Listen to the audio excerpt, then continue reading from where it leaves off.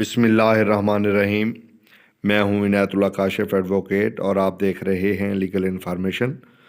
جیسا کہ آپ کے علم میں ہے کہ جب بھی کوئی سرکاری ملازم ریٹائر ہوتا ہے تو ریٹائر ہونے کے بعد اس کو پینشن کے مرحلے سے گزرنا ہوتا ہے۔ اپنی پینشن کے حصول کے لیے اس کو بینک اکاؤنٹ بھی کھلوانا پڑتا ہے، پینشن اکاؤنٹ۔ اب اگرچہ جو ہے وہ کوئی بھی اکاؤنٹ ہو اس کو استعمال کر سکتے ہیں، کچھ اجازت مل گئی ہے۔ اب اس میں بنیادی طور پہ تین جو ہے وہ آپ کہہ لیں کہ بنیادی جو ہے وہ فریقین ہوتے ہیں۔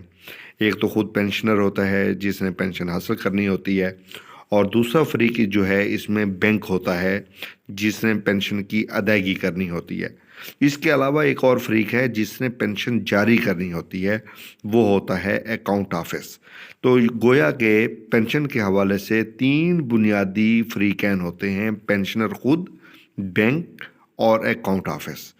آج ہم بات کریں گے کہ پینشنر کے حوالے سے اور پینشن کے حوالے سے اکاؤنٹ آفس کی کیا ذمہ داریاں ہیں، کیا ریسپانسبلٹیز ہیں۔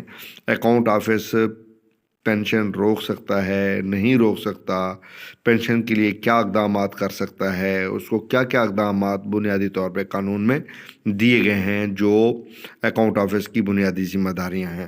تو اکاؤنٹ آفس کے جو بنیادی اختیارات ہیں، یہ ڈائریکٹ کریڈٹ پینشن سسٹم کے حوالے سے تو اس کا جو پیرا 8 ہے اور اس کی سب پیرا آپ کہہ لیں، سب آرٹیکل کہہ لیں، سب سیکشن کہہ لیں، ایکس ہے آپ ڈی سی ایس، اور یہ جو اصول وضع کیے گئے ہیں وہ آج ہم ڈسکس کریں گے کہ اکاؤنٹ آفس کے کیا جو ہے بنیادی ذمہ داریاں ہیں۔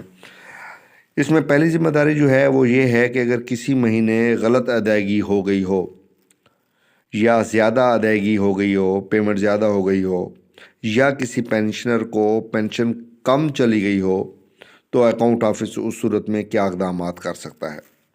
جی ہاں، اگر کسی مہینے کسی پینشنر کو غلط ادائیگی ہو گئی ہے، یعنی ادائیگی اس کو ہونی تھی کم ہونی تھی، زیادہ کر دی ہے، زیادہ ہونی تھی، کم کر دی ہے، تو کم یا زیادہ ہونے کی صورت میں اکاؤنٹ آفس کے پاس یہ اختیار ہے کہ وہ اگلے مہینے جب اس کے علم میں آئے گا، یا پینشنر اس کے علم میں آئے یا خود اس کے علم میں نالج میں آ جائے، تو وہ اس رقم کو ایڈجسٹ کرے گا۔ اگر اس نے کم رقم بھیجی ہوگی تو اگلے مہینے کی پینشن میں وہ بقایا جات جو ہے وہ ساتھ بھیج دے گا، اور اگر زیادہ بھیجی ہوگی تو پھر وہ کٹوتی کر کے باقی جو ہے پینشن حوالے کر دے گا۔ تو یہ بنیادی جو ہے اصول ہے اس حوالے سے جو ذمہ داری ہے۔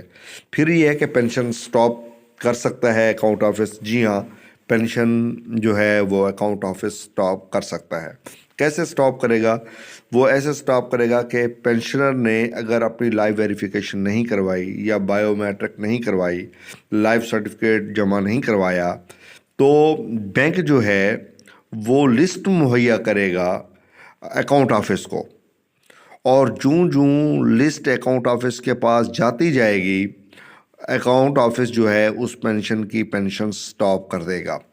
یہ اس کی بنیادی ذمہ داری ہے کہ اگر لائف ویریفیکیشن یا بائیو میٹرک پینشنر نہیں کروا رہا اور بینک نے اس کو لسٹ دے دی ہے، تو وہ بینک کی مہیا کردہ لسٹ کے مطابق اکاؤنٹ آفس جو ہے وہ پینشنر کی پینشن سٹاپ کر دے گا۔ اب سٹاپ کرنے کے بعد بینک کی ایک تیسری ذمہ داری ہے، وہ پینشنر کو انفارم کرے گا۔ انفارم کرنے کے آج کل آپ کے علم میں ہے، ٹیلی فونیکلی بھی کر سکتا ہے، نوٹس بھی جاری کر سکتا ہے، اطلاع بھی ڈلوا سکتا ہے۔ تو اس حوالے سے وہ اقدامات کرے گا، جیسے بھی ممکن ہوگا انفارم کرنا لازم ہے۔ اب جب انفارم کر دے گا، اس کو بتا دے گا کہ جناب آپ نے اپنی لائف ویریفیکیشن نہیں کروائی ہے یا آپ نے بائیو میٹرک نہیں کروائی ہے، تو اس لیے آپ کی پینشن جو ہے وہ سٹاپ کی جا رہی ہے، اس کو اطلاع دینا لازمی ہے۔ اچھا، اس کے بعد ہے جی بڑا اہم کام ہے، وہ ہے اوور پیمنٹ کو روکنا۔ اوور پیمنٹ روکنے کے لیے اقدامات کرنا۔ اب اوور پیمنٹ کب ہوتی ہے؟